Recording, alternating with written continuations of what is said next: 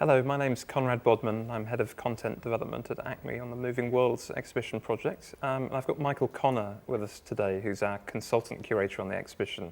Welcome, Michael. Thank you, Conrad.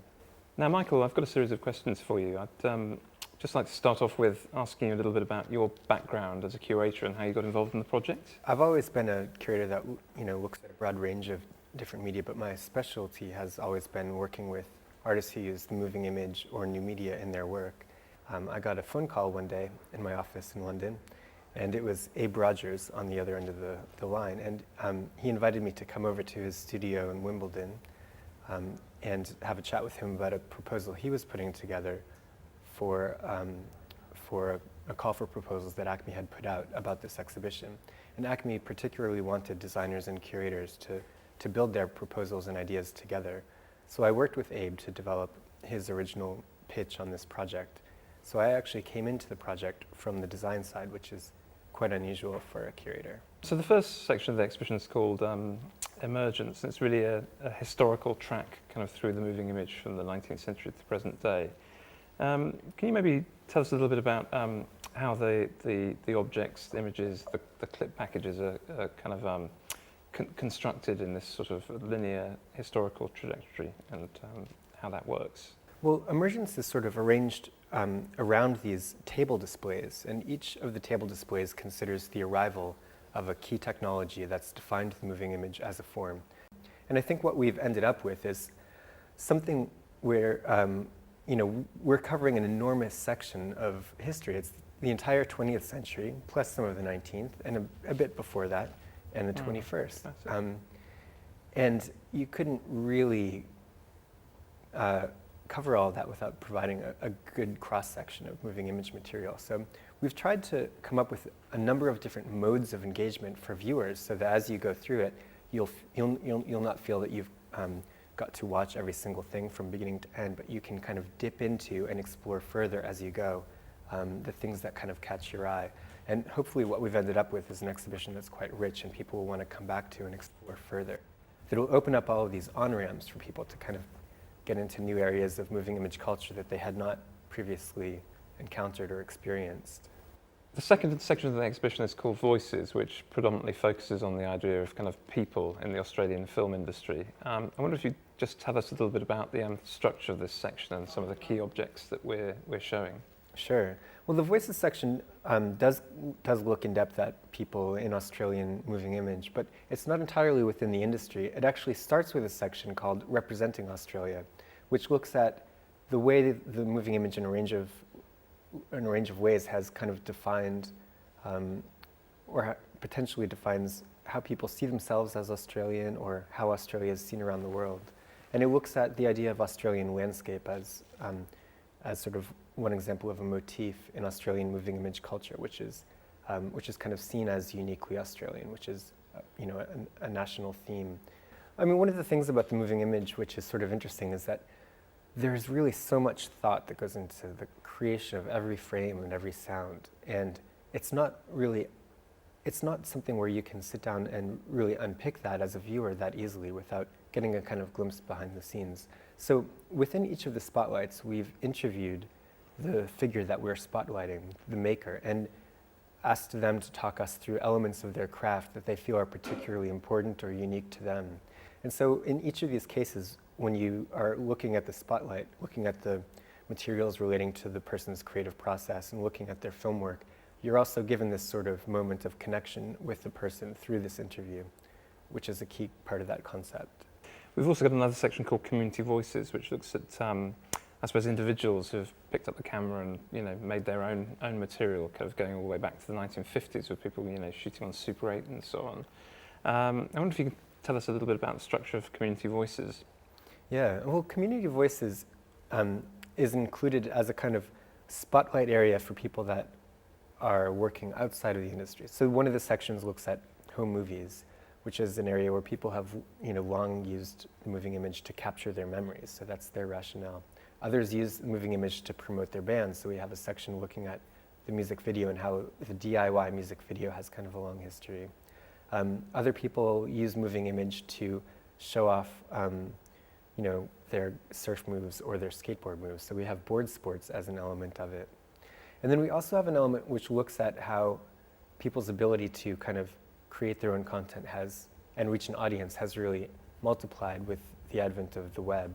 In that section, which is called digital identities, we look at key figures who have used these readily available resources like YouTube or MySpace to reach audiences that are actually in some cases extraordinarily big, without kind of the traditional means of production or support behind them. As we move through the exhibition, the kind of final section is called Sensation. I wonder if you could tell us a little bit about the rationale behind Sensation and perhaps pick out some of the key artists' works that we've chosen to include in this area. Yeah, so Sensation is trying to kind of look at the sensory experience that really makes our bodies and our minds react to the moving image in ways we can't really control. It's almost like something that's pre-programmed into us. So what we did was tried to break down the sensory experience of the moving image into different elements, as if it was like a kind of chemistry set. Within the time and movement section, we have some great displays, including an interactive we're making called the Time Slice. And in the Time Slice, people can go into this chamber and jump into the air and have their picture taken, frozen in time. So when they come out of the booth, they can see a moving image clip that looks like they're frozen in the air, rotating in space. I think that's commonly known as the matrix effect or the bullet time effect. Yeah. And so that's one of the kind of examples of the opportunities we're giving people that are really kind of sensory experiences that are based in these different categories. I mean, how have you interpreted moving image in this exhibition, and what's it mean for you? Well, I suppose, we use kind of 4 key categories, I suppose, in our discussions about the exhibition of film, television, video games, and digital culture. But I sort of really think about ACMI's remit as really being this kind of audiovisual world that is based around the screen, or around many screens, as the case may be. I think today what's happening is that basically everything is gradually becoming the moving image. Everything is moving on screen, from newspapers to books. And as that happens, I think that makes moving image culture become really rich. In this exhibition, I have tried to embody a broad-minded approach to what could be considered moving image culture, because I think there's strength in considering the moving image aspect of all these other fields, of news, of print news, and of books, and of all the other media that are moving into the world of digital culture. It's an expanding field, yeah. And I think our exhibition, does explore some of those ways in which the field is continuing to expand and eat its own boundaries. And it does come back to film, television, video games, and digital culture, but that increasingly incorporates all these new areas which it didn't used to. I want to kind of go back and just talk a little bit about the process of developing this exhibition. And I wonder if you could just tell us a little bit about the sort of the advisory team and team specialists that you've kind of surrounded yourself with kind of on this project in order to make it happen. Sure. Well, I mean, my role on the project is as consulting curator, and I definitely think that that the project has really, first and foremost, been a collective effort on the part of ACMI. There's a number of specialists that are working on the ACMI staff already that have a great deal of expertise in particular areas, and that's been the first kind of tier of where the project has come from. It's really been generated by ACMI, and then I think around that we have had an incredible amount of support from both the industry and kind of academic circles in Australia and beyond that have really allowed us to fine-tune and develop the arguments that we've put forth in the exhibition. In terms of the process, from the beginning we've been kind of having meetings and discussions with the team here at ACMI and generating these drafts and outlines. And a number of people have been looking at these drafts and feeding back from the very start.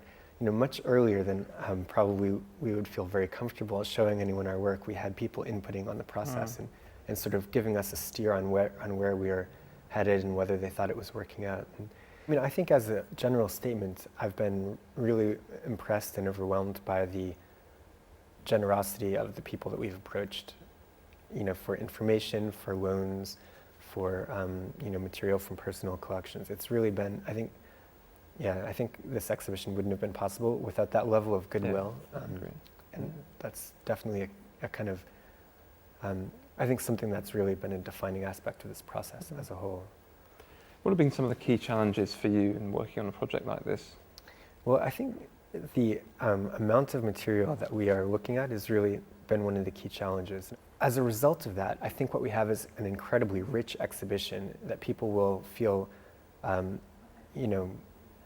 will feel inspired to visit a number of times. And it's also an exhibition that offers people a lot of different opportunities for digging further and delving into new areas that they might not have explored previously.